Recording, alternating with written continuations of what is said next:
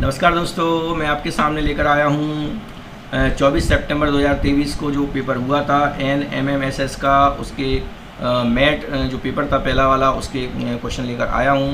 यहाँ मैं आपको 31 से 45 तक के क्वेश्चन में यहाँ सॉल्व 15 क्वेश्चन यहाँ सॉल्व बताऊँगा कि कैसे उनको करना था अपन को और कैसे कर पाएंगे, तो वैसे क्वेश्चन और कैसे कर सकते हैं। तो उनको तरीका है वो मैं आपको यहाँ पे क्रम से बताऊँगा। तो यहाँ 31वां जो क्वेश्चन है वो अपन लोग यहाँ देख लेते हैं मैट का। तो यहाँ पे जो क्वेश्चन एक आया है 31वां प्रश्न, इसमें लिखा हुआ है कि सचिन 5 किलोमीटर पश्चिम की ओर चलता है। इस तरह के जब दिशा वाले क्वेश्चन आते हैं तो ध्यान रखें आप लोग, पहले इस तरह का एक डायग्राम तैयार कर लें, नॉर्थ साउथ ईस्ट वेस्ट, इस तरह का अगर डायग्राम आप तैयार कर लेंगे तो इसके अकॉर्डिंग इस सवाल को आसानी से अपन लोग सॉल्व कर सकते हैं। देखो कैसे, ये डायग्राम पहले तैयार कर लिया, फिर अपन लोग इससे कैसे करेंगे। सचिन 5 किलोमीटर पश्चिम की ओर चलता है, तो देखो 5 किलोमीटर अपन लोग उसको पश्चिम की ओर चलाएंगे, वेस्ट की ओर चलाएंगे। ओके, फिर कह रहे हैं कि बाएं मुड़कर 15 किलोमीटर चलता है, तो ये बाएं मुड़ जाता है और 15 किलोमीटर चलता है। ओके, तब ये फिर से बाएं मुड़कर 5 किलोमीटर चलता है, तो यहाँ पे खड़े होकर ये बाएं फिर मुड़ जाएगा इधर, फिर 5 किलोमीटर चलता है, तो चलकर वो रुक जाता है। तो अपन वह प्रारंभिक स्थान से कितनी दूरी पर होगा। तो साफ साफ यहाँ चित्र में अपन को दिख रहा है कि जब ये 15 यहाँ पे चला था तो ये 15 यहाँ होगा सामने, क्योंकि ये 5-5 है, तो ये 15 दूरी यहाँ पर ये किलोमीटर यहाँ पे बचेगी। मतलब प्रारंभिक बिंदु से कितना दूर है वो, तो 15 किलोमीटर दूर है। तो इसका जो आंसर है 31वें प्रश्न का, उसी नंबर का सही होगा 15 किलोमीटर। ठीक है दोस्तों, चलिए आगे बढ़ते हैं और देखते हैं 32वां प्रश्न। अब यहाँ पे बात आती है इस प्रश्न की, तो इसमें अपन देख पा रहे हैं कि इसमें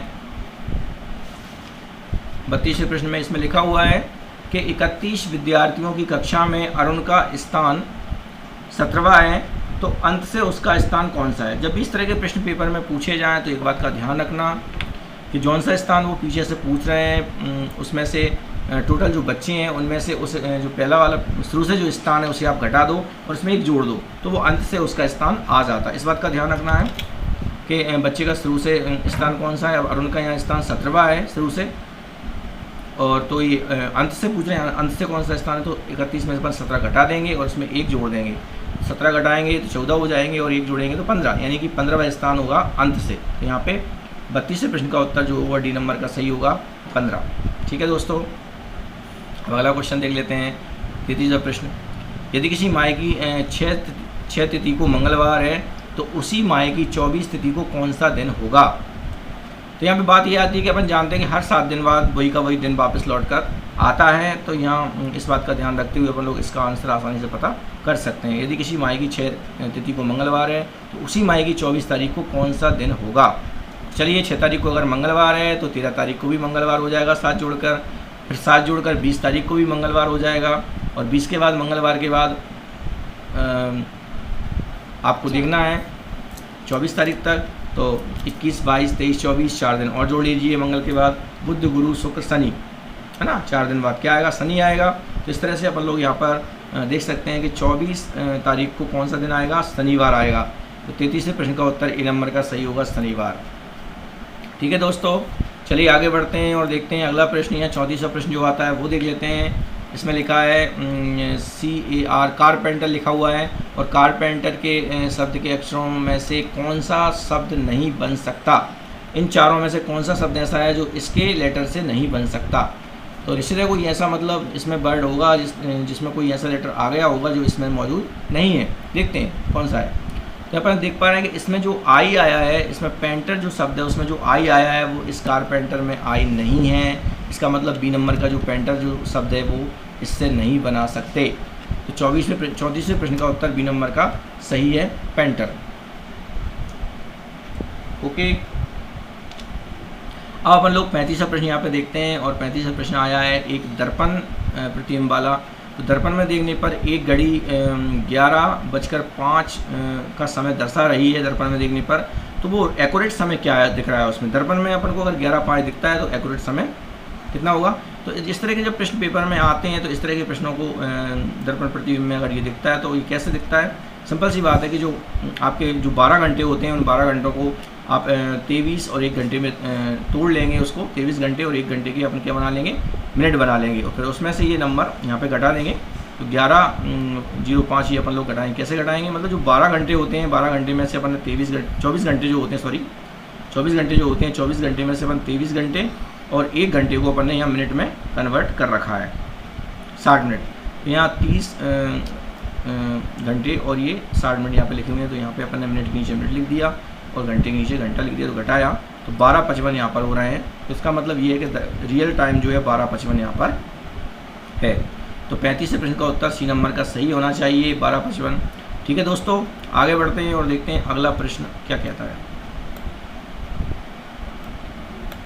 तो अगला प्रश्न जो आया है अपना 36वां प्रश्न, इसमें लिखा है निम्न में से असंगत चुनिए। असंगत का मतलब ये होता है कि उसका काम कुछ अलग है चारों की तुलना में। चारों में जो लिखे हुए हैं उनमें से जो 3 है वो अलग काम के हैं और ये अलग काम के। तो यहाँ पे देख सकते हैं इनमें से कौन सा असंगत है, देखते हैं दोस्तों।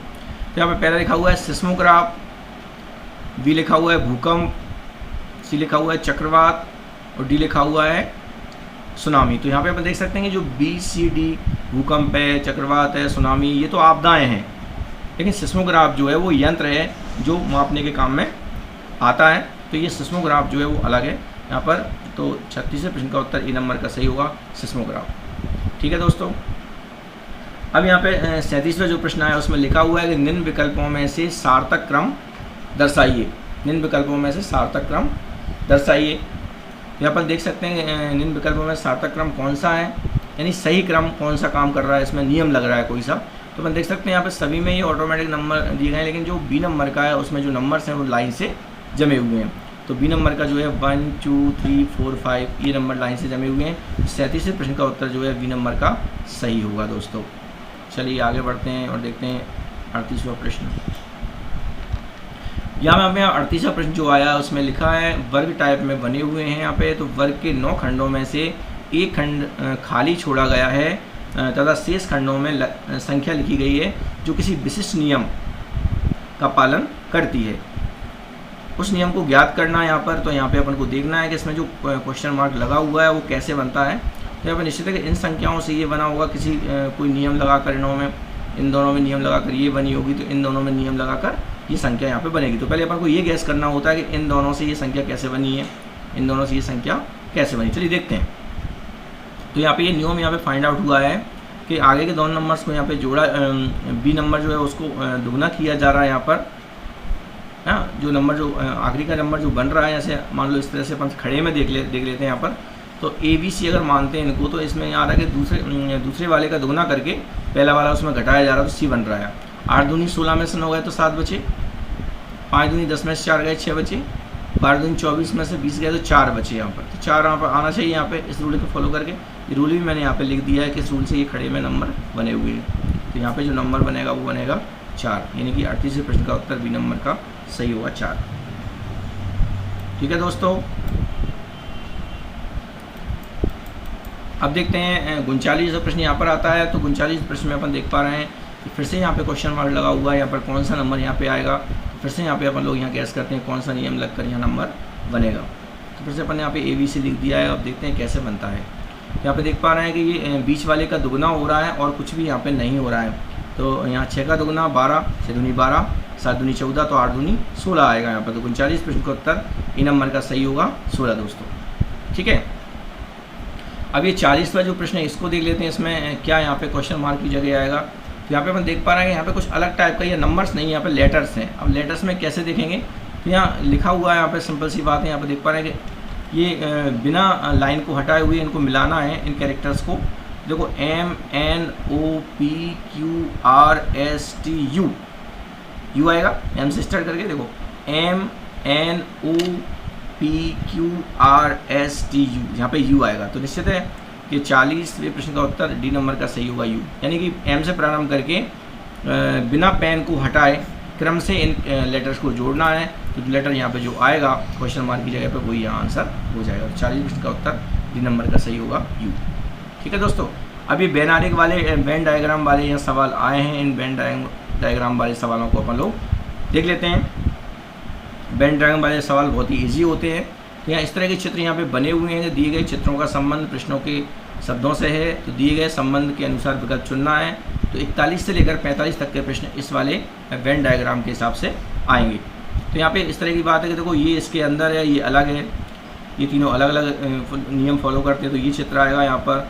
अगर मान लो दो अलग हैं लेकिन किसी एक के अंदर है तो ये आएगा, और तीनों में कुछ कॉमन बात है तो वो फिर डी नंबर का आंसर सही होगा। ये अपन को यहाँ सोचते हुए इनको बनाना है।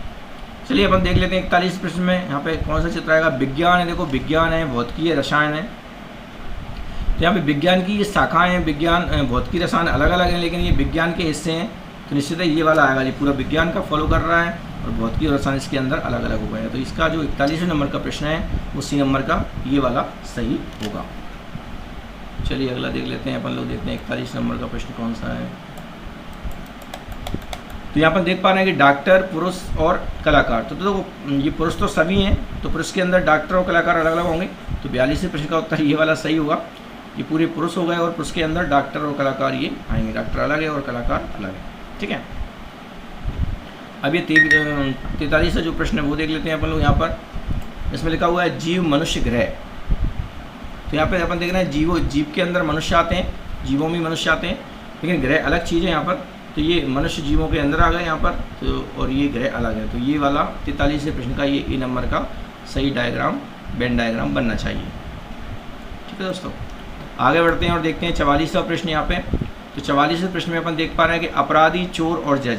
तो यहाँ पे हम देख सकते हैं कि अपराधी में चोर आता है, चोर में अपराधी नहीं आता, अपराधियों में चोर आते हैं। तो यहाँ अपराधियों में ये चोर आ गया और जज अलग चीज़ है यहाँ पे, तो ये जज अलग आ गया यहाँ पे। तो ये बात यहाँ पे क्लियर हो रही है। तो 44 प्रश्न का उत्तर ए नंबर का सही होगा। फिर यहाँ पे ये 45 नंबर का जो प्रश्न आता है वो देख लेते हैं। वहाँ पे लिखा हुआ है बीमारियाँ लिखी हुई हैं, स्कर्वी लिखा हुआ है, चेचक लिखा हुआ है। तो ये बीमारियाँ, स्कर्वी और चेचक दोनों बीमारियाँ हैं, लेकिन स्कर्वी और चेचक अलग अलग बीमारियाँ हैं। तो यहाँ बीमारियों के अंतर्गत ये स्कर्वी और चेचक अलग अलग चित्र में यहाँ पे आएंगे। तो 45 प्रश्न का नंबर ये सी नंबर का सही होगा। दोस्तों आपने देखा कि इस तरह से मैंने आपको 31 से लेकर 45 तक के प्रश्नों को यहाँ बड़ी सरलता से सॉल्व करना, हल करना सिखाया है। तो निश्चित ही आपको वीडियो पसंद आएगी।